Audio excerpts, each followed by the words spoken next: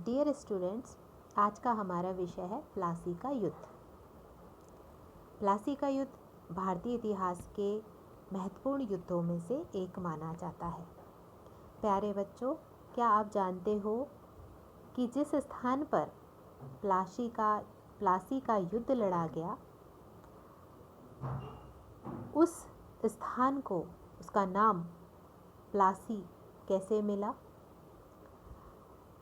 प्लासी शब्द वास्तव में अंग्रेज़ों द्वारा उच्चारित किया गया गलत उच्चारण है। प्लासी का वास्तविक नाम है पलाशी, अर्थात ऐसा स्थान जहाँ पर पलाश का पेड़ बहुतायत में पाया जाए। पलाश का पेड़ वह पेड़ है जिसके लाल रंग के फूलों से गुलाल बनाया जाता था और पुराने समय में उसी गुलाल से होली खेली जाती थी।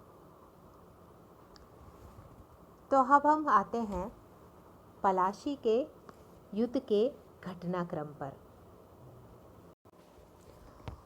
चंद्रनगर पर अधिकार करने के पश्चात लॉर्ड क्लाइव ने ये मन में ठान लिया था कि वो सिराजुद्दौला को गद्दी से हटाकर रहेगा। वह यह अच्छे से जानता था कि नवाब अंग्रेज़ों का दिल से शत्रु है। वास्तव में यह सही भी था, क्योंकि नवाब सिराजुद्दौला अलीनगर की संधि से बिल्कुल भी प्रसन्न नहीं था। एक फ्रांसीसी अधिकारी जीन लॉ ने नवाब सिराजुद्दौला के विषय में लिखा है कि जब कभी भी नवाब अंग्रेज़ों के विषय में बात करता था तो उसकी आंखें गुस्से के मारे लाल हो जाती थी, क्योंकि वह अंग्रेज़ों से बहुत अधिक नफ़रत करता था। इसके अतिरिक्त नवाब दूरदर्शी भी था। वह यह भी जानता था कि मौका मिलते ही अंग्रेज़ उसकी स्थिति भी हैदराबाद के निज़ाम नासिर जंग जैसी कर देंगे, अर्थात उसको भी बंगाल की गद्दी से हटाने का पूरी तरह से प्रयास करेंगे। दूसरी तरफ हम देखते हैं कि कूटनीतिज्ञ क्लाइव नवाब के सभी मनोभावों को अच्छी तरह से भांप चुका था, क्योंकि क्लाइव धूर्त था, राजनीतिक कुचक्र और षड्यंत्र रचने में माहिर था। अतः उसने नवाब के बहुत सारे उच्च अधिकारियों को अपनी ओर मिलाना प्रारंभ कर दिया। वो जानता था कि ये उच्च अधिकारी नवाब के प्रति स्वामी भक्त नहीं है। नवाब के साथ विश्वासघात करने वालों में सबसे पहला नाम आता है मीर जाफ़र का। मीर जाफ़र स्वर्गीय नवाब अलीवर्दी खां का बहनोई था और वह बंगाल का नवाब बनने की महत्वाकांक्षा रखता था। उसी ने इस युद्ध में खलनायक की भूमिका निभाई। दूसरे लोगों में बंगाल का धनी सेठ अमीचंद भी शामिल था। अमीचंद के माध्यम से क्लाइव ने दूसरे महत्वाकांक्षी लतीफ़ खां को भी अपनी ओर मिला लिया। लतीफ़ खां भी नवाब सिराजुद्दौला का सेना नायक था। वह भी बंगाल का नवाब बनने का स्वप्न देखा करता था। इसके अतिरिक्त दुर्लभ राय, जगत सेठ, कृष्णचंद्र आदि हिंदू अमीर व्यापारियों ने नवाब से बदला लेने के लिए अंग्रेज़ों का साथ दिया। निश्चित रूप से इन सभी लोगों के स्वार्थ भिन्न भिन्न थे, लेकिन फिर भी इनका एक ही उद्देश्य था और वो था नवाब सिराजुद्दौला को गद्दी से हटाना। इस युद्ध में बंगाल के अमीर हिंदू व्यापारियों ने बिचौलिए की भूमिका निभाई। वास्तव में अगर ऐसा कहा जाए कि नवाब के महत्वाकांक्षी अधिकारियों ने और बंगाल के अमीर सेठों ने मिलकर क्लाइव के हाथों नवाब सिराजुद्दौला को बेच दिया तो अतिशयोक्ति नहीं होगी। इन सब लोगों ने मिलकर एक सौदा किया जिसकी कुछ शर्तें इस प्रकार थी। इनमें पहली शर्त थी कि सिराजुद्दौला के स्थान पर मीर जाफर को बंगाल का नवाब बनाया जाए। दूसरी शर्त, नवाब बनते ही मीर जाफर नवाब बनने के उपलक्ष्य में 1 करोड़ रुपए कंपनी को, 50 लाख रुपए कंपनी के अधिकारियों को तथा 20 लाख रुपए हिंदू व्यापारियों को देगा। मीर जाफर ने यह भी वादा किया कि वह क्लाइव व उसके सहयोगियों को भी गुप्त रूप से धन देगा। इसके अतिरिक्त मीर जाफर ने क्लाइव से यह भी वादा किया कि नवाब बन जाने पर वह फ्रांसीसियों की समस्त बस्तियों को अंग्रेज़ों को प्रदान कर देगा। इसके अतिरिक्त मीर जाफर ने क्लाइव से यह भी कहा कि वह भविष्य में फ्रांसीसियों को बंगाल में बसने की अनुमति नहीं देगा। इन शर्तों के बदले क्लाइव ने वचन दिया कि कंपनी नवाब को पूरी तरह सुरक्षा देगी, परंतु सैनिक कार्यवाही पर होने वाले समस्त खर्च नवाब वहन करेगा। इसके साथ ही क्लाइव ने यह भी स्पष्ट किया कि उसे इन शर्तों को पूरा करने पर ही नवाब बनाया जाएगा। इस प्रकार मीर जाफर पूरी तरह से लॉर्ड क्लाइव के नियंत्रण में आ चुका था। यह समझौता करने के पश्चात अंग्रेज गवर्नर क्लाइव नवाब से युद्ध करने का बहाना खोजने लगा।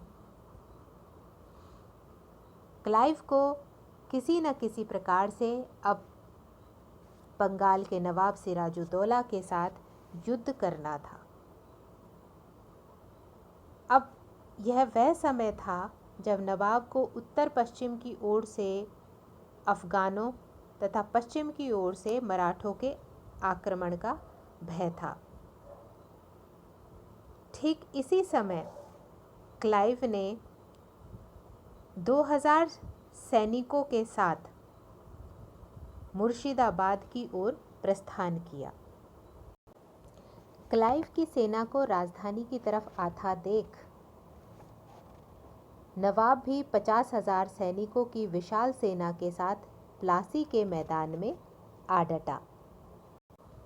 23 जून 1757 को दोनों प्रतिद्वंदी सेनाएं मुर्शिदाबाद के दक्षिण में 22 मील की दूरी पर स्थित प्लासी नाम के गांव में आमों के निकुंज में टकराई।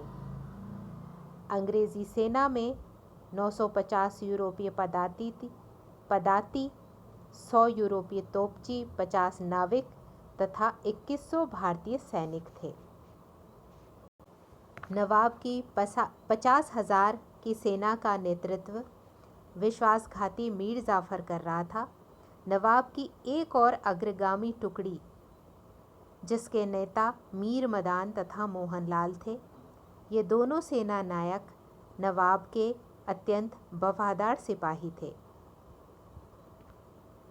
मीर मदान तथा मोहनलाल ने युद्ध में सच्चे दिल से भाग लिया और इतनी वीरता से लड़े कि उन्होंने क्लाइव को पीछे हटने पर विवश किया, किंतु अचानक से एक गोली लगने से मीर मदान की मृत्यु हो जाती है। नवाब सिराजुद्दौला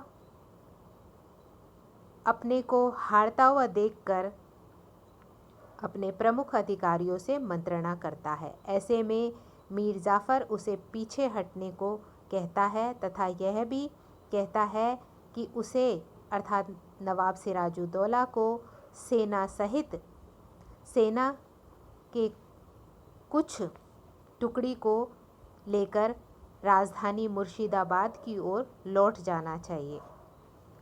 सिराजुद्दौला मीर जाफर के विश्वासघात को ठीक से समझ नहीं पाता है, अतः वह उसकी बात मानकर 2000 घुड़सवारों सहित मुर्शिदाबाद लौट जाता है। चूँकि नवाब सिराजुद्दौला अनुभवहीन युवक था, वह परिस्थितियों को ठीक से नहीं समझ पाया। उसके युद्ध के मैदान से हटते ही उसके सैनिकों में भगदड़ मच जाती है। मीर जाफ़र अपनी सैनिक टुकड़ियों के साथ युद्ध में ज्यों का त्यों खड़ा रहता है और नवाब के साथ पूरी तरह से विश्वासघात करता है। इस प्रकार प्लासी के युद्ध में बिना लड़े ही क्लाइव को विजय प्राप्त हो जाती है। दूसरी तरफ भागता हुआ नवाब बंदी बना लिया जाता है और मीर जाफ़र के पुत्र मीरन द्वारा उसकी हत्या कर दी जाती है। इस प्रकार सुबह से प्रातःकाल से प्रारंभ हुई यह लड़ाई, जो कि 23 जून 1757 को लड़ी गई थी, दोपहर होते होते 2 बजे तक समाप्त हो जाती है।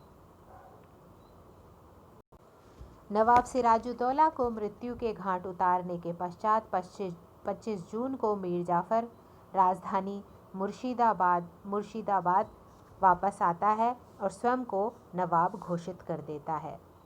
इस प्रकार मीर जाफ़र युद्ध के पश्चात स्वयं नवाब बन जाता है और अंग्रेज़ों को उनकी सेवाओं के लिए पुरस्कृत भी करता है।